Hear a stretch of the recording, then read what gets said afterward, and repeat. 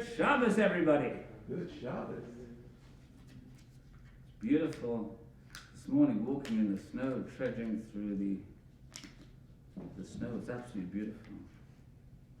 I felt like I did a complete workout in 10 minutes. Anyway, this morning, what I'd like to do is look at with you the interesting phenomena of discord and disunity that occurs within families. And there's a chance, the chances are pretty good, that everyone has had some sort of situation with regard to their family. Because certainly within the Jewish community, I can't speak of the wider community, although I do have some insights, most families have examples of family feuds, broigutzes, misunderstandings in some cases, taka actual incidences in others, and even sibling rivalry. And chances are that it's pretty good that everyone has had some form of situation where this one doesn't talk to that one, this one's broigutz is offended with the other one. And sometimes the reasons for the broigutzes are lost within the mists of time. I've had people that have said to me, I don't exactly remember what it was, but I do remember that he was very rude to me. Now, sometimes the reason for the start of a feud occurs by a complete misunderstanding. Those are tragic, tragic stories.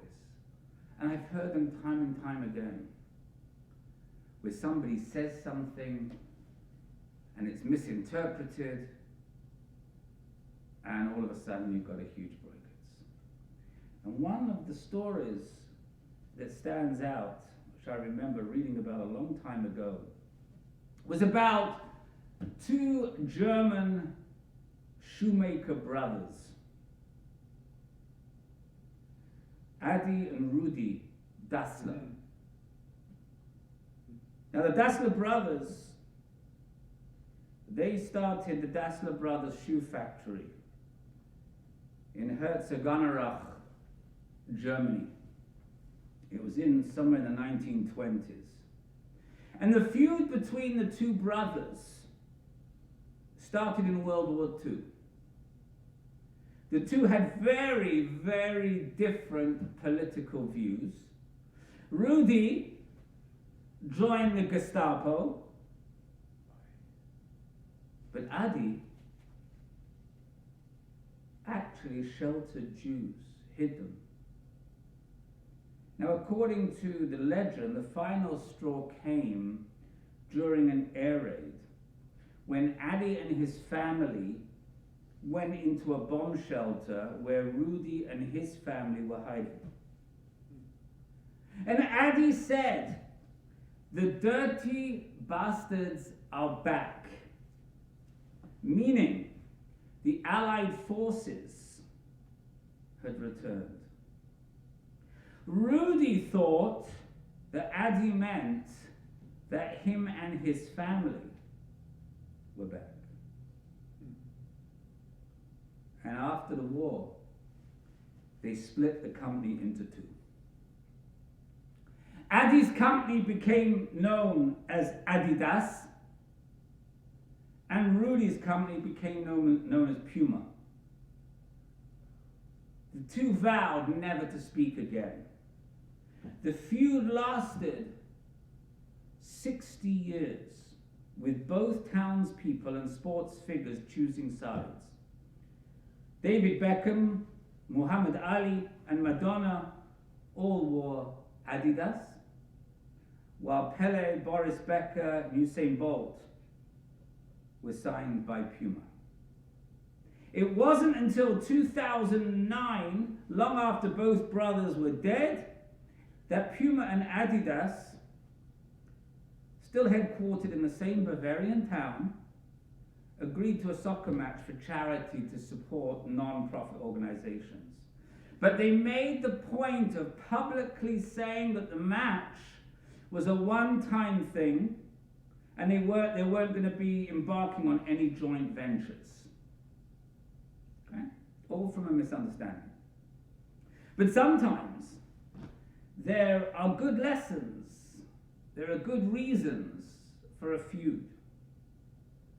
Now, Epi Lederer got started writing the Ask Ann Landers columns in 1955.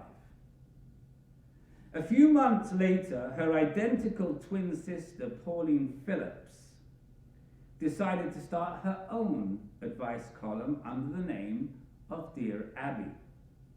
Now, naturally, you can imagine that this caused some tension between the sisters. But when it became I'm a never talking to you again feud, was after Pauline offered to write her Dear Abby column for their hometown newspaper for less pay than her sister. If only the paper promised never to print Ask Ann Landers' column. Not only did the sisters never reconcile, the decades-long feud continued down through their children. The book of Bereshit, which we just finished reading, is one tale of sibling rivalry after another. Yet, if we look at the stories, we can see a progression. The first case of sibling rivalry is the story of Cain and Abel, a feud that started because of jealousy. And what happened? It ended up in the death of Abel. Abraham's son Isaac and Ishmael never speak to each other after they leave home. They do, however, come together to bury their father. It may not have been a very warm, huggy reunion, but at least nobody got killed. That's certainly progress. In the next generation, Isaac's sons, Jacob and Esau, have a very powerful family feud. Jacob steals Esau's blessing. He flees for his life because Esau is not happy at all about it. And yet after 20-year cooling off period, they have an emotional reconciliation with hugs, kisses, and weeping over each other's necks. And afterwards, they go their own separate ways. That's okay. Once we reconcile, it doesn't mean I have to have a relationship with you. But it's certainly better than the silent treatment we see from Isaac and Ishmael. It's not exactly a close family after that.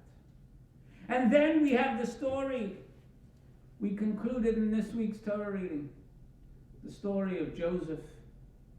The first example of a true family reconciliation in the Torah.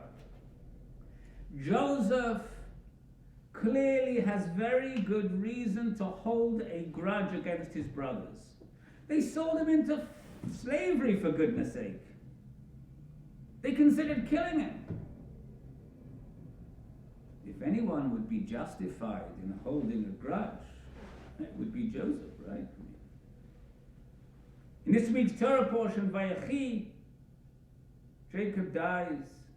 Joseph's brothers are worried that now that the father's out the way, as I said earlier, there's going to be big trouble. Big trouble. They assumed that Joseph was only being nice to them because he didn't want to upset his dad. But with Jacob dead, the brothers were petrified that Joseph would now, being the second most powerful person in the region, the viceroy of Egypt, could do whatever he wanted. They were petrified that he would take revenge and punish them. But instead of being vindictive, Joseph's response is truly remarkable. I'm going to read you. He says, "Fear not, for I am in the place of God. But as for you, you thought evil against me, but God meant it to be good, to bring to pass, as it is this day, to save many people alive. Now therefore do not fear. I will nourish you, and I will nourish your little ones." And he comforted them, and he spoke straight to their hearts. So the question one would ask, why was Joseph able to behave so magnanimously towards his brothers? And one of the answers might be maybe his heavy responsibilities in the administration of Egypt helped him learn about the power of peace and forgiveness. Joseph hasn't forgotten what his brothers did to him. He still carries his pain with him as he points out to his brothers, "You thought evil against me." And then we saw a reminder of how Joseph carried his pain in last week's parasha when he revealed himself to his brothers and said, "I am your brother Joseph, who you sold into slavery." Well, they know what they did. He knows what they did. Why did he need to say that you sold me into slavery? Superfluous, those words. There wasn't any other brother Joseph.